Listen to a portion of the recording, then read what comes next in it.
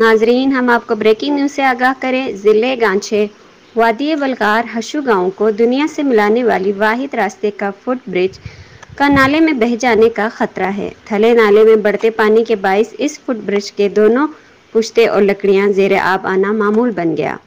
रोजाना सैकड़ों राहगीर, बुजुर्ग, खवातीन, बच्चे, मर्द वगैरह रोजमर्रा के काम काज और स्कूल जाने के लिए इसी पुल से गुजरते हैं।